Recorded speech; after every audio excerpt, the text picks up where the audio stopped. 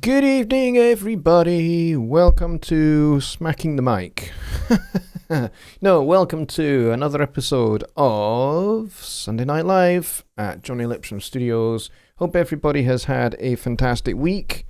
I have had a brilliant week. It's been a very, very busy week, but I have had a brilliant one nonetheless. So, it's been very busy with making stuff for the VIP, which is launching on November 10th. So I've been busy creating new stuff for that and for the new web store that is also coming as well, and just putting some finishing touches to the new site, which is also pretty much everything.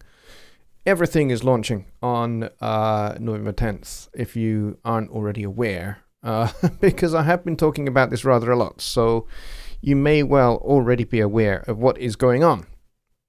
That's basically the thing that is completely dominating everything at the moment. So yeah, I have been away for the weekend.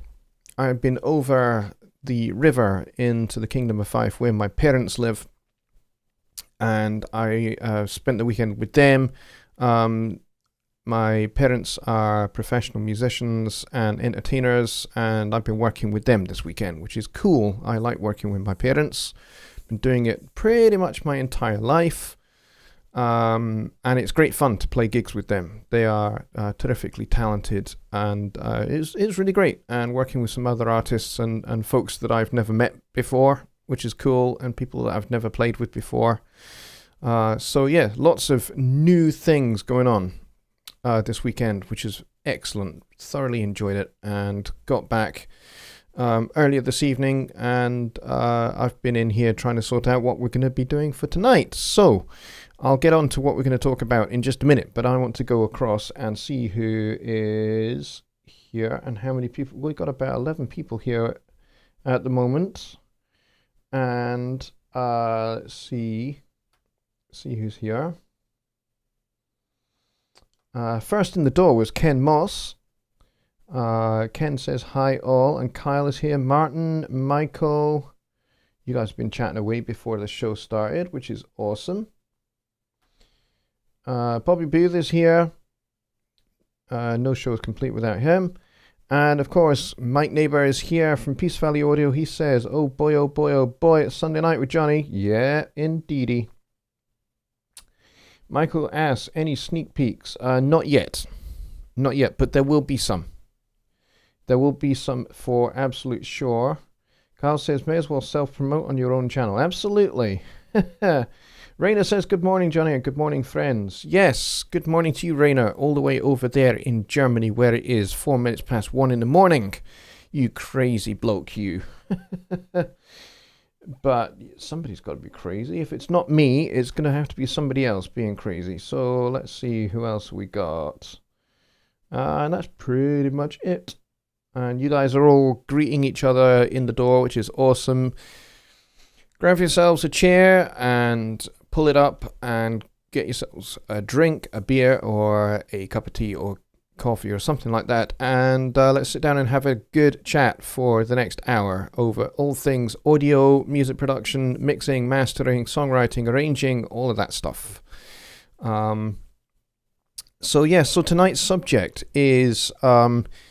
I think we've kind of talked about this a wee bit over the last few months, but it's something I kind of wanted to not just revisit, but it's something I've thought about in a little bit more detail, and that is how we get out of creative ruts. Not that I'm in one, because I'm not, because I'm being creative at the moment a lot for the VIP, but also for other artists as well.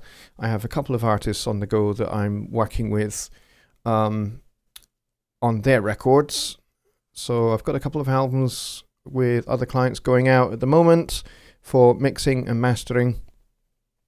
So I'm having to be very creative, and I'm doing some producing as well for another artist on her album, which is all great fun. But when it comes to actually creating your own music, even if you're being very wickedly creative everywhere else on every other person in the world's records, you know, sometimes you just kind of can just give out and forget to kind of think about being creative with your own music, your own stuff. So I've thought about ways in which you can get yourself out of that creative rut. And there are a whole bunch of different ways you can do it. Some people suggest that basically you just need to schedule it. You sit yourself down at your guitar or your piano and you just go, okay, I'm in my studio at X time on X day in the week. That is my creative slot. I am there for 1 hour. And that's my slot. And I sit and I play. And if something good comes out at the end of that hour, great. If nothing particularly comes out at the end of that hour, that is okay. I have been consistent and I have persevered. Week by week, I have hit that date and I've been in my studio and I've scheduled a creativity block every week. And I've stuck to it and I've stuck to it and I've stuck to it. That is definitely one method, and that has worked for me in the past. I have done it. It does work. But it's not necessarily going to work for everybody. So there are other things you can do. I mean, what we're essentially talking about is imposing limitations on yourself for a creative goal. And that may well be that the creative goal is to get out of being uncreative or, kind of being uninspired. So one way, as I've just said, is to kind of plan it, schedule it, and then stick to it and be consistent every week, whether something creative happens at the end of that hour or not. That is definitely one way. Another way is to impose limitations upon yourself. I forgot to turn my phone off. Let's do that first. There we go. One of the other ways in which you can do that is to impose yourself other restrictions, other limitations. And I think actually some of the ways that can really, really work for you in terms of getting out of that creative rut is to think of creative limitations. So, for example, you can go from the sublime to the ridiculous with this. So one way might be, I'm only going to work on a different instrument than I normally would for a month. And I'm going to play and I'm going to create and I'm going to write music using this other instrument. And that's my limitation. And it may well be that that's an instrument that you're just not very good at. Like in my case, guitar. I have a beautiful Ibanez hollow body guitar there. I'm not very good at it, but one of my challenges to set myself is to sit and actually write a song just using that thing as my starting point, as my method, my tool of my trade, so to speak, for getting a song written. So that is definitely another valid way in which you can do it, in which way you can do this. Another one is to impose a musical limitation upon yourself. And that's kind of really what I wanted to talk about tonight, was musical limitations you can set yourself. So, for example, you could say, I'm only going to use minor chords in a particular key. And I'm going to use one set of 5 notes from the scale of that key center, and that is how I'm going to derive my melody. That is how I'm going to derive my harmony. I'm going to use those minor chords, and it may well be that you only pick 3 minor chords. So maybe, I don't know. So maybe you go for C minor, F minor, and G minor.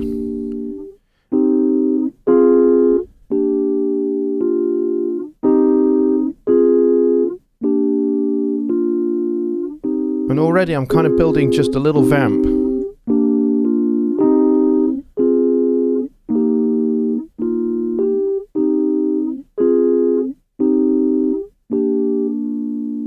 Already I've just by playing those chords, I've created a little vamp and a little melody actually, because the top part kind of stays static, at least to start with. You know, it moves up.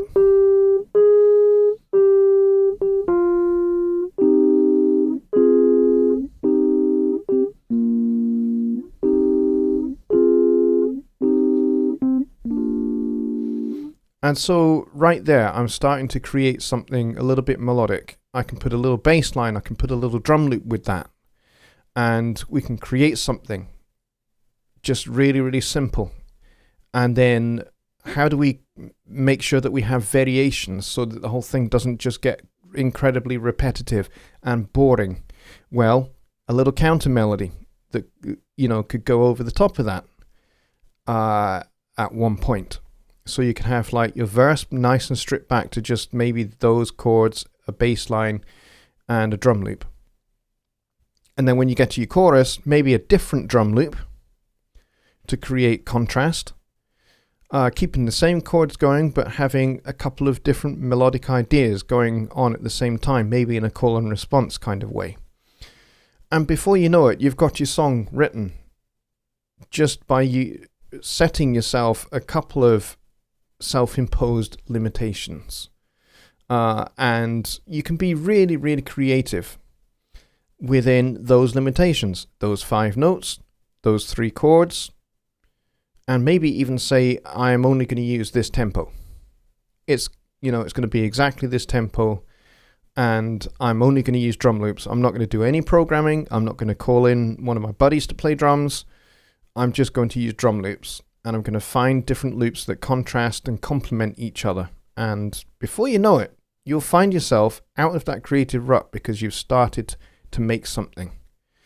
Especially if you're finding that you're struggling with things like melody, or you're struggling for things like a narrative or lyric ideas or something like that. Setting yourself a musical limitation will not only help you with melody writing because you're only giving yourself a few notes to play with, but you'll also find that just something based out of simple little building blocks, you'll find that simple concepts, simple ideas for lyrics will start to come together. And before you know it, you'll have a song written. Maybe it won't take you 15 minutes, or maybe it won't take you 5 minutes, but maybe over a period of several weeks, just sticking at that limitation and, kind of saying, okay, now that I have started something, I have to finish this. However long it takes me, I have to finish this piece of music until I'm happy with it. That's the only piece of music in my world until I'm done. And I think setting those kind of limitations on yourself can help you push out because you persevere. You stick with something until it's done. And you're consistent because you're doing it regularly. If not every day, then certainly every week, because you have a slot in which you sit in your studio and you work on this piece. And you've also got limited resources. You've limited yourself to very simple ideas and very simple concepts that you can put together and you can create something out of that. And before you know, simple ideas doesn't necessarily mean that the song is going to be simple. The song can be really quite complex and multi-layered and multifaceted and lots of different things going on and lots of different creative ideas. And, especially once you get to the end of mixing your song, then you can start being creative with automation, and you can start being creative with reverbs and delays, and maybe panning one instrument one way in the verse and panning it the other side in the chorus or something, or you just have like one delay that is in the verse but it's not in the chorus or whatever. And you can start being creative at that end of things as well. So that's just one of the ideas that I came up with. There are several, and I'm sure you guys will have some in the chat as well. So if you do have ideas and you do have suggestions of, limitations that you can impose upon yourself to be creative with, then definitely put them in the chat, folks, because, we can get a conversation going and start sharing ideas here, because I think that's what I'd like to do tonight, is just share some ideas. And who knows, maybe kind of in the second half of the show we'll maybe actually put some of that into practice. Maybe I'll actually build something out just using some very simple building blocks. to show kind of how it can be done. So let's get to your chat. And let's see what we've got. And let's see what the chat is.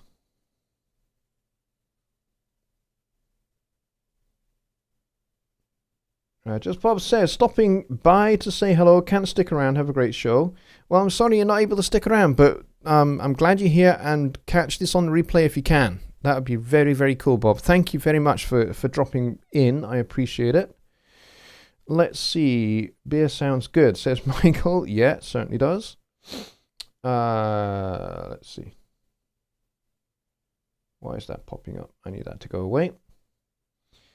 Bob Studios says hi. Good to see you, Bob Studios. Welcome. Mika says hello. Oh, how to get out of the rut. First, don't get into one. Well, that's not always possible. And that happens to the best of us. Even some of the great songwriters in the world that have multi-platinum Grammy Award-winning records to their names still have creative ruts. But, once you're in one, you have to find a way through it, and you have to find a way out of it. However, the second thing that you suggest there, which is collaborate, is an excellent idea. Collaboration is a great idea because by collaborating, you are sharing the responsibility of creating. You're sharing the responsibility of, kind of making something happen, and you're able to bounce ideas off of something else, off of somebody else. And, they can bring their ideas to the table as well. And it's definitely a great way to work. I've written with different people over the years. For probably about 22, 23 years, I wrote with a guy called Pete. And he and I wrote a lot of songs together. And we had a really, really, really great routine for writing songs together. And pretty much, it was very hard to tell who contributed what to each song. And sometimes we, to be honest, thinking back on some of the songs that we wrote, I can't even remember who did what. Who came up with the melody, who came up with the narrative, who came up with the groove and the chord changes and the arrangement. It was really hard it's really hard for me to remember who did what on any given song. So collaboration is definitely an excellent idea for sure. Very much agree with that, Mika. Thank you. And I'm glad you're here too. Let's see. Michael says, I'm about to get my 2 keyboards out of storage and also my MIDI drum set. I have yet to figure out the best way to record the MIDI and then record the audio track, so I have both. Can you give an overview on how you do it with your setup? That's a good question. This top keyboard here is a MIDI keyboard. It is extremely old. It's about 25 years old, and it still works. It still records MIDI. But it doesn't have MIDI over USB because it predates MIDI over USB. So what I have is a couple of the old style MIDI cables that just goes into the back of my interface. And then I have this instrument set up as a keyboard in Studio One with sending and receiving all channels. So it's just dead easy to work. There you go. Nice bit of Fender P bass there.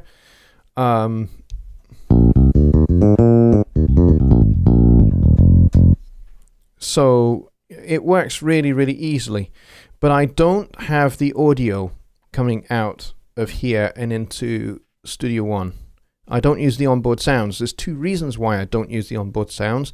Number one, they are incredibly dated because they are classic early 1990s Yamaha sounds, of which in my opinion, about 80% were awful, and maybe about 20% were okay and usable just about. At the time they were fantastic, but now, they're just not really that usable, to be honest. But if I was to record the MIDI and the audio at the same time, the trick and the challenge that you have there is on a lot of keyboards, you can't actually do both at the same time, not without having, quite a considerable latency battle that you're going to have to overcome. So my suggestion would be, if you want to use the onboard sounds on your keyboard, then record them as just purely audio. Just treat it as an electric piano. Just take audio cables out from the back and into the inputs on your interface. And, obviously you're not going to be able to edit the MIDI because there won't be any MIDI to edit. But yeah, certainly if you want to use the onboard sounds, I would do that the audio way. But if you're wanting to use your keyboard as a controller for Studio One, for Impact, or for Presence or Mai-Tai or anything else, then yes, set it up as a MIDI instrument in Studio One as a keyboard, and then set up the send and receives, and then you're good to go. Like I'm just using the Presence contemporary bass.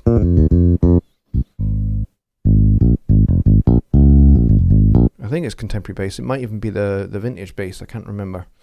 But yeah, so that's what I've got there. Ken says, I'm working on one now, Mike. A sponsor through a gig. Oh, cool. Okay. Carl says, hang around the Cavern Club in the early 60s. Yes, my mother hung out in the Cavern Club in the early 60s. She was there when it was all going down, when the Beatles were there before they were famous. She was one of their backup singers. My claim to fame that she was there at that time, so she knew those guys. Let's see. I am quite a way behind here. Mike says, you just listed my biggest struggles, melody and lyrics. Yes, melody and lyrics can be quite demanding, can be quite hard. So here's a little trick for melody writing. And I actually picked this up from back in my college and university days when we were studying arranging. And I was looking at the way Mozart wrote melody. That's one of the things that really fascinated me was his melodies are so gorgeous and so fantastic. I wanted to figure out how he went about writing melodies. And what I realized was that melody is a really big, broad concept. And, you can't exactly just say, I'm going to sit and write a melody today. No, you need to kind of give it some form and some structure. So what he would do was he would, he'd have like maybe a 16 or 32 bar section. And for some people, that's still too big. And even for Mozart, that's too big. You don't want to meander, just kind of...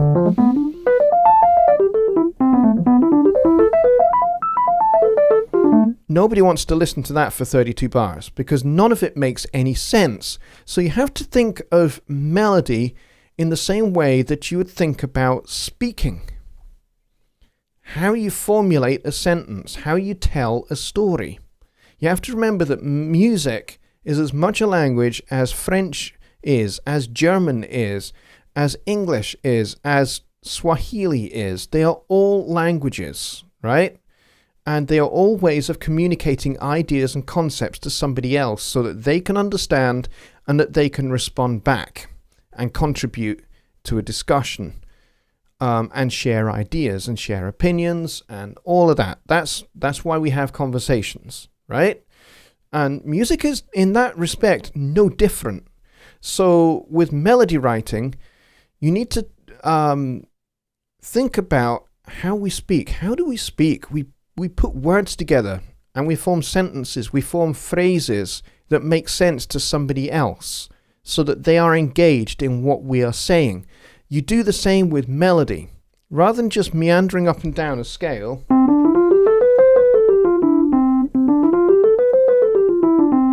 I mean, that is music in one sense. It's a C major scale. It is music. But on it, in and of its own, it doesn't really say anything.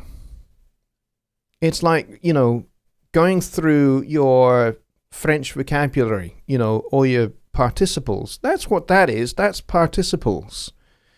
They are building blocks for making melody, but they're not melody in and of themselves. So kind of meandering up and down a pentatonic scale, a blues scale, or a C major scale, or anything like that is not really, all you're saying is, here is my brick. Look at my brick. It's a brick. Great. It is a brick. You have made a brick. Well done. That's as far as it goes. So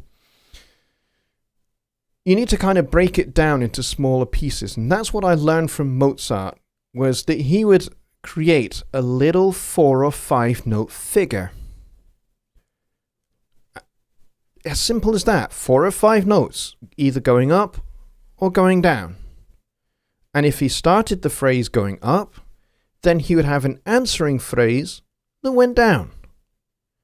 And then the next phrase, he would either repeat that or he would vary that phrase. So he'd maybe turn it on its head. Okay, this time instead of going up, we're going to go down, and then the answer is going to go up. And in classical music, melody writing, there, particularly of Mozart's period and Haydn's period, there is a very clear set of musical punctuation. And that is that if we are in the key of G, for example, so we're in the key of G, I'm going to turn that down a little bit. So if we're in the key of G, then you kind of go da, da, da, da, da.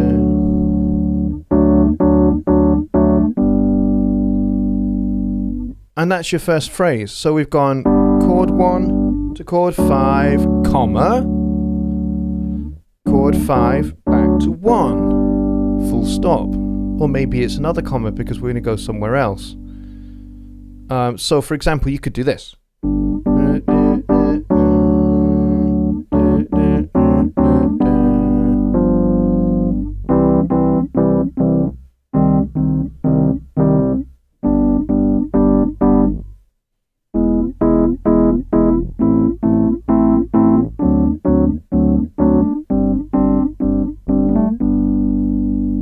And do you see how all of that has made sense? Okay, it's harmony, it's not melody, but there is a clear sense of punctuation. And so you would do the same with melody. So if you're going to start your melody ascending, you would, if you were to start like a 4-bar phrase, your last note of your phrase would be a D. So if you're in the key of G, so maybe you go da, da, da, da, da, da, da, da, da, da, and then your next phrase. All I'm using is the first 5 notes of the G major scale. And then I'm using the same rhythm. I've gone up, and then I've gone up again, and now my answer phrase goes back to the tonic. That's a full stop. So that's how I learned from Mozart about melody writing, because that is exactly what he did. He didn't just sit down and go, today I'm going to write a symphony. A symphony is a large-scale orchestral work in either 3 or 4 movements. That's massive. That's too big. Okay, that might well be your end goal. I'm going to have a symphony. But then you have to break it down into smaller and smaller sections, smaller and smaller chunks. So you start with a little theme. You repeat that theme. You answer that theme. Okay, then you have a second theme. You repeat that theme. You develop that theme. And then you take these 2 themes that you now have and you play with them for your next section. Your, kind of, if we're talking proper sonata form, you've kind of got your exposition, which is your statement of all of your thematic material. This is my story. These are my characters. And then you go and develop And you take these two little themes through different keys, through major and minor keys, related and maybe not necessarily related keys, until you come all the way back home, back to the tonic. And then you restate those themes again, but maybe you change the harmony. So you're creating a contrast. You've got the original melodies in their original form and their original structures, so that the listener goes, aha, that's that theme again. But this time it's that theme how I heard it the first time.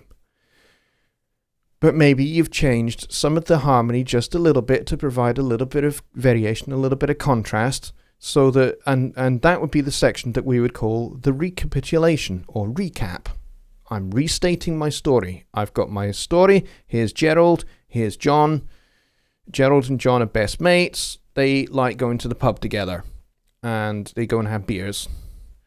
Okay, you've got your two themes, and you've set the scene. Then you go to your development section. What happens to these two guys when they get to the pub? Hey, maybe there's a bar fight. Maybe they interact with some attractive ladies. Maybe they don't. Maybe they get beaten up by two drunk old men.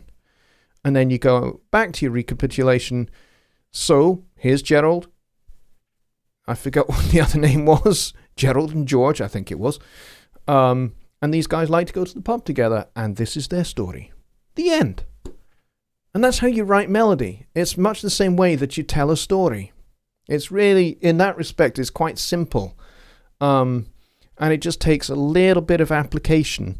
And keep the ideas simple, because that's what Mozart did. Mozart kept the ideas simple.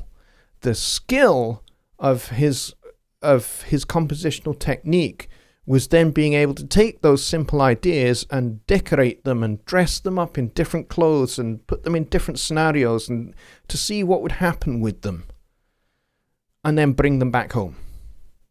That was his skill with melody writing, which is why Mozart's melodies are so gorgeous. It's not just that the ideas, the initial ideas are so beautiful, which they are. It's then what he goes and does with those ideas that gets you engaged. So you start with something that sounds great, which is what he did. And then you play with the ideas until you've kind of, you've exhausted the ideas quite a bit. And then you bring them back home and remind your listener, hey, this is what the original idea was. Look how far we came with it. Isn't that great? And that's essentially it with melody writing. If you sit down and go, I'm going to write a melody, you will find it really, really hard. And you will struggle and you will get frustrated and you'll get annoyed. And you'll maybe even end up giving up. So break it down into even as much as a 4-note phrase. Just 4 notes. And go from there. And your development might be, if you take one ascending 4-note phrase. Or, there you go. 1, 2, 3, 4. Maybe that's your 4-note phrase. Okay, what can you do with that? Well, you can play it backwards.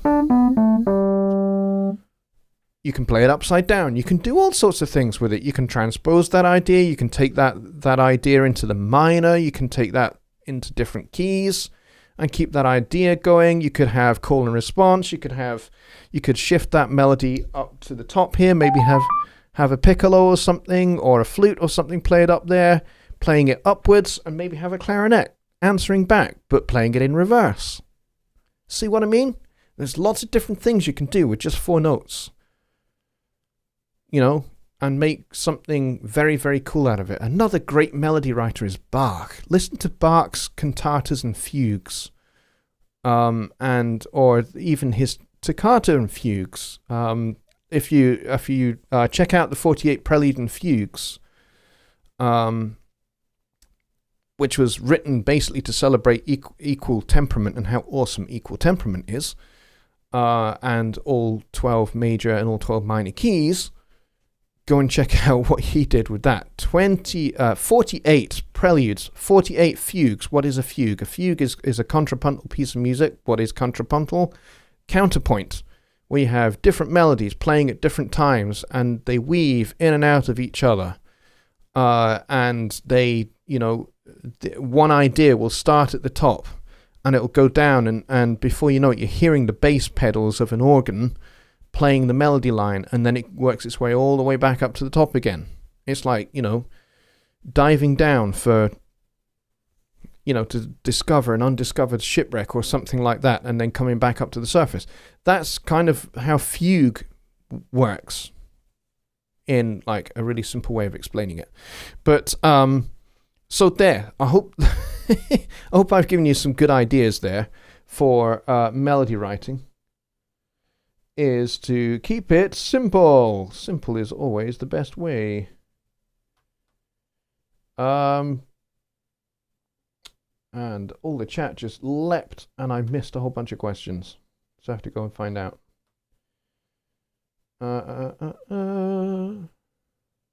Yeah, Mika says those retro Yamaha sounds are making a comeback. Yes, they are.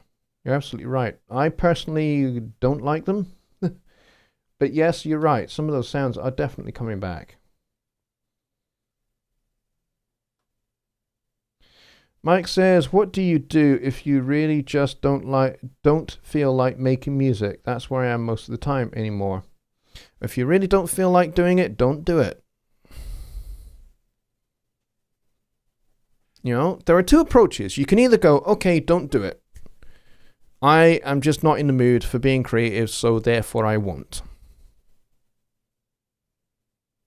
The problem with that is a lot of years can go by and you've not touched anything. You've not done anything creative in a lot of years.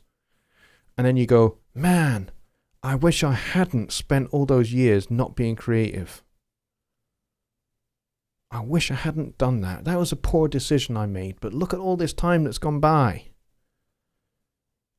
It's like people that they start off learning an instrument, and they either get bored with it, or they just find that they are filling their time with other things, and maybe 10, 20, 30 years go by and they go, man, I wish I hadn't stopped. I wish I hadn't stopped.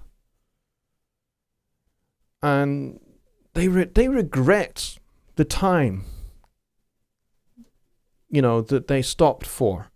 And so that's kind of the downside of taking that approach of going, okay, well, I just won't be creative. Or you can take the other approach, which is to basically just say, like I said at the start here, which is to just schedule it. Put it in 1 hour per week. It doesn't even have to be very much.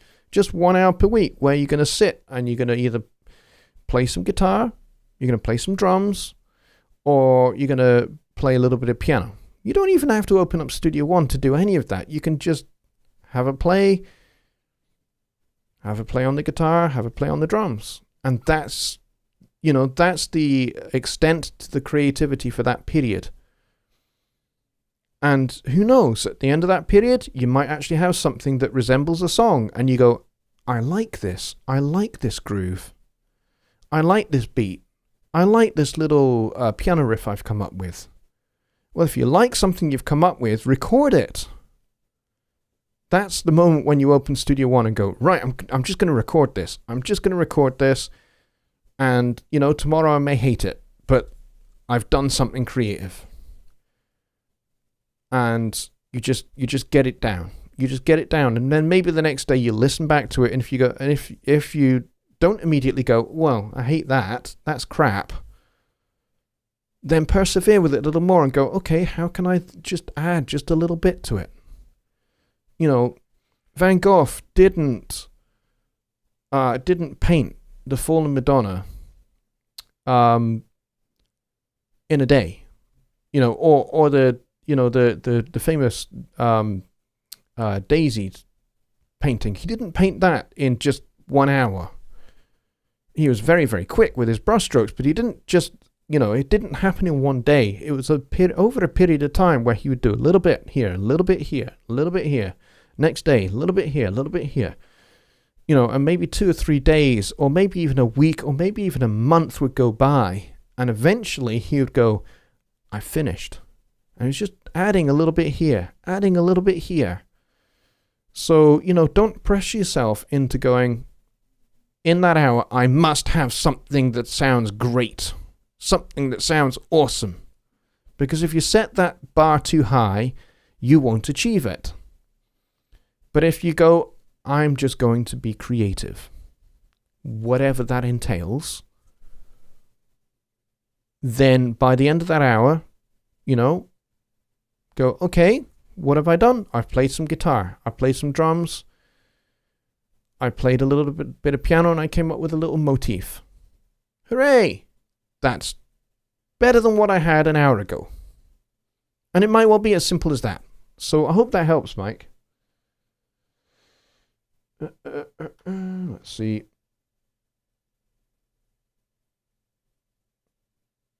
Steve Louth's here. He says, hi, Jonny. Hi, folks. I've been working with conical rhythms, helped a lot with creativity. Yeah, that is definitely another very cool thing to be getting into.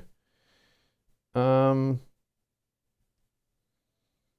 Face is here. Which is very cool. Bill Johnson says, antecedent and consequent phrases and periods. Yes, antecedent and consequent phrases. That's brilliant. I love that, because that's exactly how you make melody. That's exactly how you do it. It's the same way that we make sentences. An antecedent phrase, a consequent phrase. A equals B. This equals that. I think it's Leonard Bernstein who said that, music is metaphorical. It's not semantic, it's metaphorical. It has meaning. It's not we're not stating facts. We're stating something beyond that. And that's really what music is. And, that is, in essence, is what music means. Music describes things in a way that words maybe cannot. Always. And that's why sometimes we rely upon metaphor. When we're describing somebody. We can be really, really poetic. And we can say, Jennifer is the sun. Well, semantically, she isn't. Because she is not, in fact, the sun. But she may well share a characteristic with the sun, and that is perhaps radiance. She is radiant like the sun. So, but you can distill that down into 3 words. Jennifer is the sun. A equals B. But it's a metaphor. It's not a semantic statement. So that's really great. I like that. Lollipop Guild says sentences, paragraphs. Yes. Enice43 is here. He says, hey Jonny, I was here earlier, but something went wrong. There. Let me read that again. Something went wrong with my text. Anyway, hello, good stuff. Awesome, well, glad you're here. What's your take on frequencies like 440 versus 432, 532? That's a massive subject, and the answer is go to my Facebook page and watch the video by the incredibly awesome Adam Neely that he did on 432, because I thoroughly agree with him, and I cannot improve upon that video. It's outstanding. It's very, very good. And it's very, very thorough. And it goes into... It debunks a whole lot of myths surrounding 432. And it's really, really great. So go and check out that, at the end of this show, whilst you're still here on YouTube, search for Adam Neely and 432 hertz, and you'll see, I think he's got maybe 2, maybe 3 really excellent videos, but they are really, really outstanding, and they dispel a lot of myths surrounding the whole 432 thing and why 432 really just is bad. It just doesn't work. It really just doesn't. It is incredibly actually limiting, and Adam goes into that in detail as to why it will work for some instruments very well in certain keys, but for other instruments it won't work at all in those keys, but it will work in other keys. And so you end up with a big problem with 432 because it only works for some instruments in some keys and not every instrument in all keys, which leaves you with a big problem that you are not going to be able to write for a lot of instruments. You're only going to be able to write for certain instruments, and you're only going to be able to write in certain keys. And you're actually going to only be able to use certain chords, because there are some chords that just are totally out of whack in a way that is not pleasant. So go and watch his videos on that subject is what I would say. I'm just picking out comments now, kind of whatever picks my eye. Bob Studio says, I find that if I can't write, I will clean my cymbals, build a guitar, something to get my head in place. Well, that's cool. That's kind of creative in a different way. Ken says, Mozart wrote melodies that often sounded like a 4-year-old wrote them, simplicity, but yet his compositions were very complex, deceptively simple, that only an absolute genius could accomplish. Yeah, a lot of the best songs, songs that are winning Grammy Awards, right? They sound ridiculously simple. I mean, let's take a monster hit by ABBA, Dancing Queen. It's a song I personally don't like, okay? But it's a song that is ridiculously popular and has sold multiple millions of copies and is liked in hundreds of countries in the world. And it sounds simple. It really does sound simple. Until you start to analyze it. And then you realize that it's actually really rather complex. The melody itself isn't incredibly complex. It's not simple, but it's not incredibly complex. It's not like, John Coltrane's solo on his tune Giant Steps. And it's not Dizzy Gillespie's Manteca, but, the melody is still, it's easy to sing to. It's got hooks. It's got hooks aplenty, that song has. From at the end of the first line of the first verse, it's got that string melody. That is hooky as heck. It's just a little it's just a little arpeggio. But it works. Why does it work? Because it's simple. Because it answers the first phrase of the melody. Da da da da da da da da. See, the melody goes up. Da da da da da da. Going down. Da da da da da da da da. There's your answering phrase to the first phrase. Da da da da da da da da. Da da da da da da da da. Then we develop that idea. Da da da da da da da da da da da da da. Do you see where I'm going? What makes a song like Dancing Queen so successful? It's got an insanely danceable drum beat, which I think is Bernard Purdie. And I'm pretty sure it's Anthony Jackson on bass. So you've got possibly one of the best session rhythm sections in the entire world, just there on that track. And then you've got a little bit of pastiche Rachmaninoff in the chorus and the piano, which is another great hook all of its own. So, all of these elements that make a really simple song that anybody can sing really successful is all the elements that go into making that song what it is. And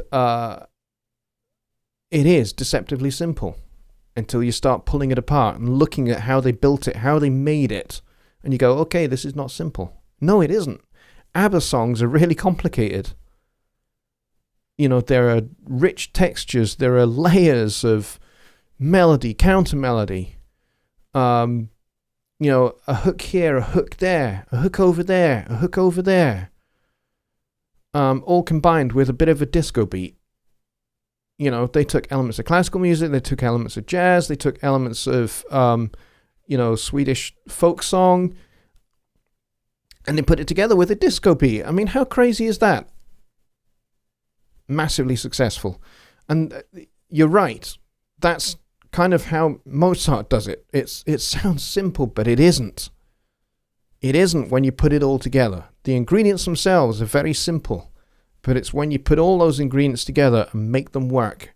That's how you make a genius cake, like you said.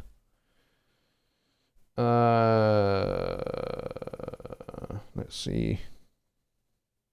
So yes, Michael, yes, I did talk about 432 last week.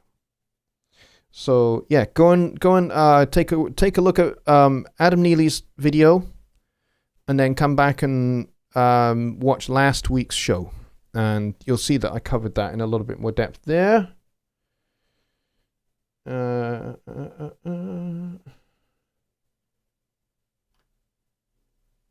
Let's see. Nice says, which frequencies resonate with the human body more? Kind of depends on the human body, to be honest. And where that human body is in reference to the sound source. Let's see. Keep recording your ideas, and before long you'll have 100 different tunes to work on. Lots of inspiration, like a personal inspiration catalog. That's a great idea. Yep, I like that. Bill says, I'm a full-time upright bass / electric bass player, but I spent so much time composing that I now have to regain right and left hand techniques. You know what? I'm with you absolutely there. I'm a upright and electric bass player as well. As you can see, I've got my fretless bass here in the studio. The upright bass doesn't live in here, but the fretless and my fretted bass and my guitar, they all live in here. And you're absolutely right. I spend a lot of time mixing. I spend a lot of time producing, and not really so much time thinking about my bass technique. I really should get back into my scale and arpeggio drills and all of those kind of things that I used to do for hours on end, to just really build up coordination and technique and groove, and 16th note drills that I used to do. I need to get back into those kind of things, and then of course transferring them onto the upright bass. Different techniques here and here. Let's see. Michael says, it'll take me a while to get used to playing drums again. They've been in storage for 4 years. Yeah, yeah. When you've not played drums in a long time, you can be pretty rusty, which is why my drums, as you can see, are not here. My drums are in a studio the other side of town. That's where they live. So what do I have at home for practice? I have a couple of practice pads, and I have a stick bag, and that's it. And every day I do a 40-minute cadences and rudiment drill. What else do? I go through the Chapin stuff. I go through Tommy Igoe's Great Hands for a Lifetime. I do that every day. And I do all of those things just to keep my chops together. Because, if I get a call for a drum gig, I want to make sure that I'm ready to go. And I'm not going, I'm rusty, I might sound a bit shit. But yes, I'll be there. I'd much rather go, yep, absolutely, I'm there. And my chops are in good order. So even if there is quite a time between one show and the next on drums, I make sure I keep my my chops together so that when it comes to it, I'm ready to go. So yeah, practice pads, I thoroughly recommend them. Let's see.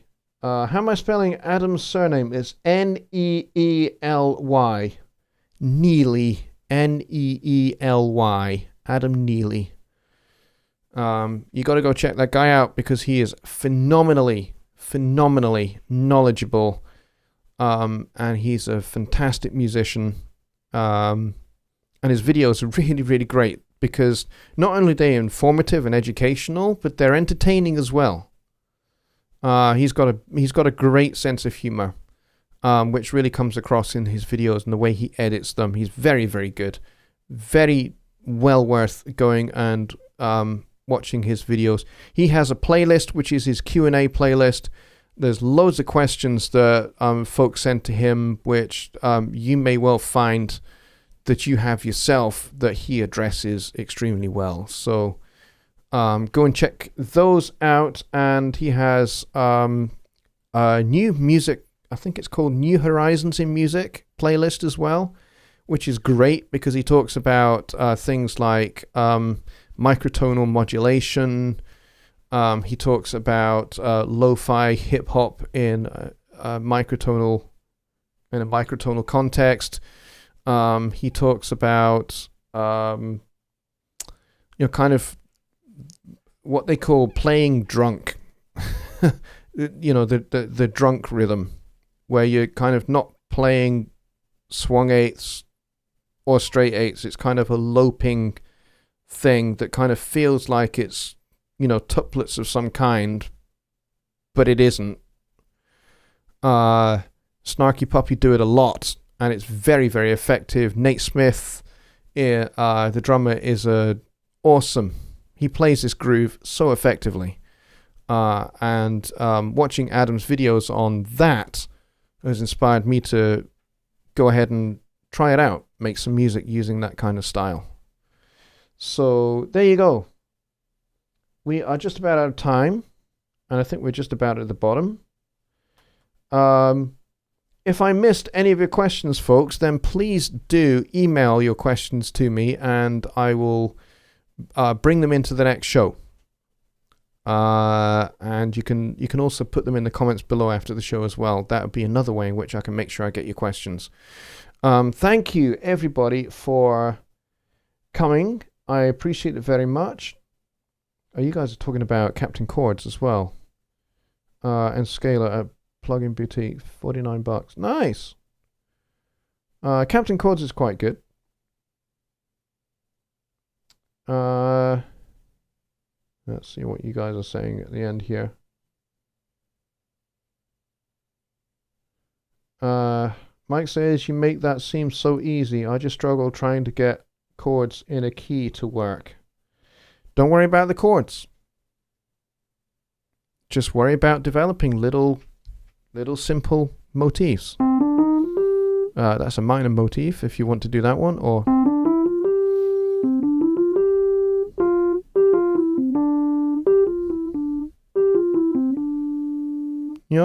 just that's just 5 notes.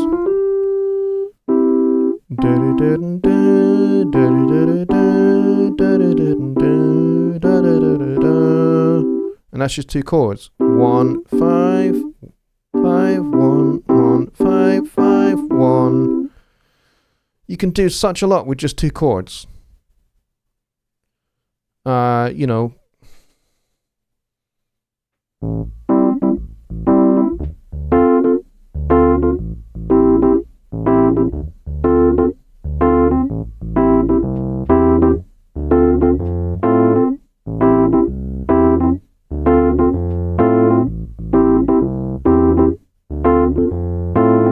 And that's just A minor to D minor. And you can make use of just the first 5 notes of the A minor scale.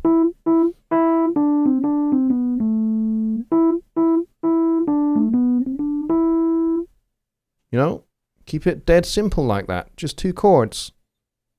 Guaranteed. In the key of A minor and D minor are chords that will work every single time. So, you don't even have to worry about that.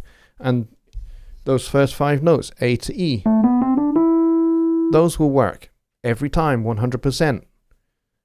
Doesn't matter what you do with those notes. They will always work. The idea really here is just to make something make sense. So if you've got a rising phrase, answer it with a descending one.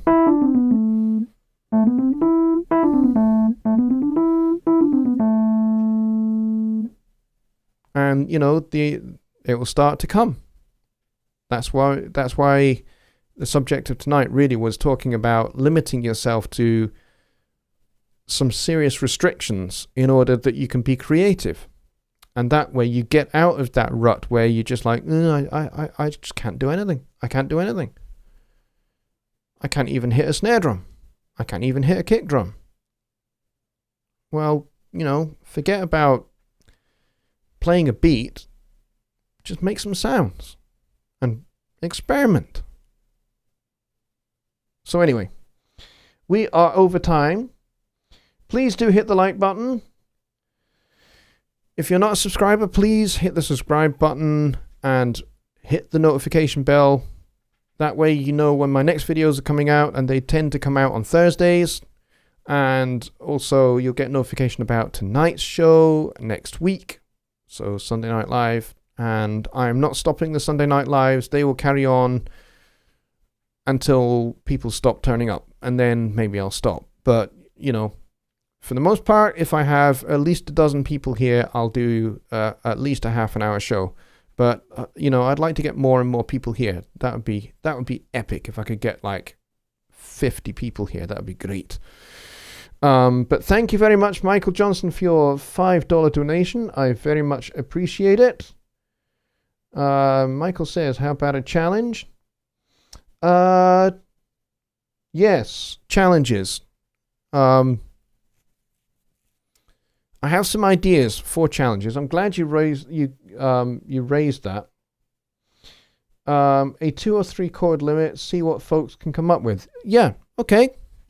See if you guys can come up with a piece of music in any style of your choice. I'm going to keep this open-ended. I'm not going to kind of say you need to have this done for next week or anything like that. I'm going to keep this open-ended. And I think Michael is right. I think we should limit ourselves to minor chords only. And just 2 minor chords. Okay? 2 minor chords that work together. Like in that case, A minor and D minor. But it doesn't have to be A minor and D minor. It could be 2 other minor chords entirely. And you know, whatever key you're in, you are only allowed to use the first 5 notes of that minor scale to make your melody, okay? So in the key of A minor, that would be A, B, C, D, E.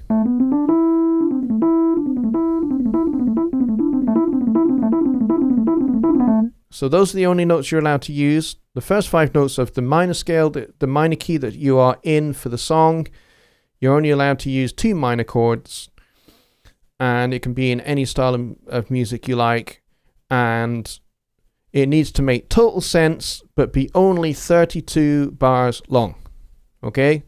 32 bars long. So that should give you chance to have a piece of music in 3 sections. An A, a B, and an A. And you can divide the 32 bars into even sections. So you have an A section, a B section, and a C and a repeating A section. So you have A, B, A, which is, in the classical world, they would call that ternary form. All right? So your A section states your melodic ideas. Your B section develops those melodic ideas. And then your A section restates those melodic ideas. Okay? So there you go.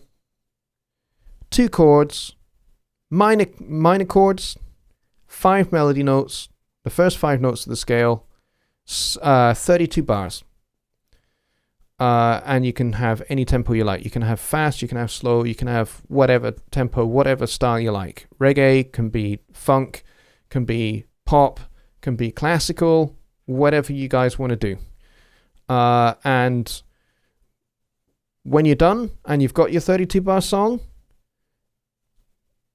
make an MP3 render of that and email it to me. And maybe we can just gather a collection of them, and over a course of a couple of shows, we can have a listen to everyone's work. And it's not a competition to see who comes up with the best melody. It's not a competition to see who does this the best. It's just, let's listen to each other's work and enjoy each other's work for the sake of enjoying it. Okay? So I hope that helps, and I thank you very much for your suggestion there, Michael. You'll need to list all this out. Yeah, maybe. You guys should be able to remember 2 minor chords, 5 notes, which is the first 5 notes of the minor scale, 32 bars. 2 chords, 5 notes, 32 bars. Go. And when you're done, send me your MP3s. All right? And as soon as I've got a reasonable collection of MP3s, I will do at least one show where we'll focus on listening to them. All right? Enjoy the challenge. Have fun with it, because that's what it is. It's just a challenge just for fun. Michael says you wrote it down. Excellent. All right, guys. I will see you next week on Wednesday. This week, actually. This week, Wednesday, I'll be doing Songwriting Simplified with Jonny Gibe. And then Thursday, I will have a video out on my channel. And then next Sunday, we'll be back here again for Sunday Night Live. And we'll continue the countdown towards the launch of VIP and the new site and everything else. So until then, folks, good night.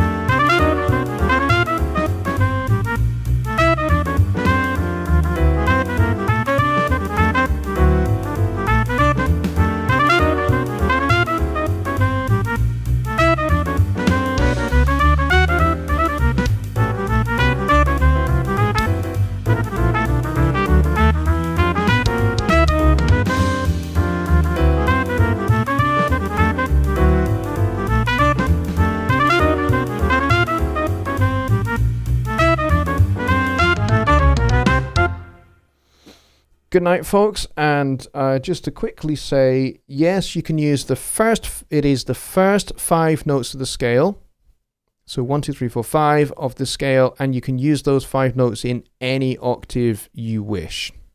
Okay? Good night.